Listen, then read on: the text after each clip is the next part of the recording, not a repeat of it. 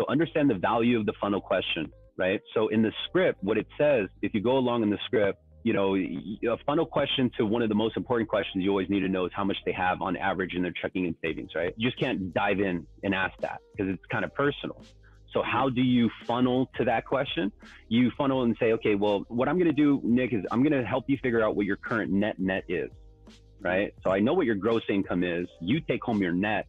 Now I need to figure out how much of that net are you able to tuck away for a rainy day, right? Yeah. So after all your bills are paid, Nick, your groceries, your mortgage, your car, your insurance, your daycare or whatever, how much of your net income are you able to net per month? $1,000. About $1,000. Okay, good. That's a good amount of surplus. So if you're adding $1,000 to your checking and savings every single month that you don't need to touch and tucking it away, how much do you have saved now total in checking and savings? In total, about 20,000. The funny thing is, it's never that, right? There's like, yeah, I got fucking surplus of $2,000. How much you got in the bank? $500. Yeah, $500. Right. But now they hear it, right? And that's when you hit them one of those, I got an idea, right? Because they're like, holy shit, you're right, dude. Yeah. So I'm spending all this money, right? That's good. So we'll play along. You got $20,000 in the bank. Okay, got it. Good. So of the $20,000 in the bank, do you notice it growing? Is it staying the same, or are you actually having to dip into it sometimes? Yeah, I'm kind of having to dip into it sometimes. It stays right around 20,000. Got it. So now we've already discovered his surplus isn't, or his net isn't 1,000 because he's having to dip into it. So now I just figured out that he's checked the check. I'm gonna dive deeper. Again, it's a funnel question. At times that you have to dip into it, what happened? Did your expenses go up? Did your hours drop? What happened?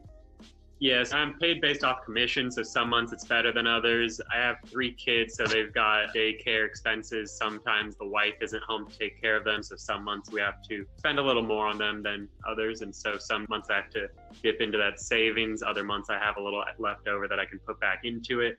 So that's why it kind of hovers right around that $20,000, but never really goes. And so roughly per month, how much do you think all the expenses are? Daycare, diapers, every month, how much goes out? $1,200. A little bit more, right? So it's their mortgage, their car. So they're going to say, yeah, probably about $6,000. And then what you do is you do quick math, right? Say, okay, so you have less than 3 months of living in your bank account to protect you and your family. Now I'm pressing on your fear, right? God. Heaven forbid you have 2 to 3 bad months in a row. What are you going to do? Exactly. Yeah. Make sense? Yeah, totally. So you're cornering them, and I like to say funnel because it just goes deeper and deeper and deeper to the point where that is the focus. It's not the fucking lowest rate, no cost. It's not the fucking $19,000 in closing costs. Again, what needs to happen? Why does it need to happen? And what will happen if it doesn't happen? That's what you're focusing on.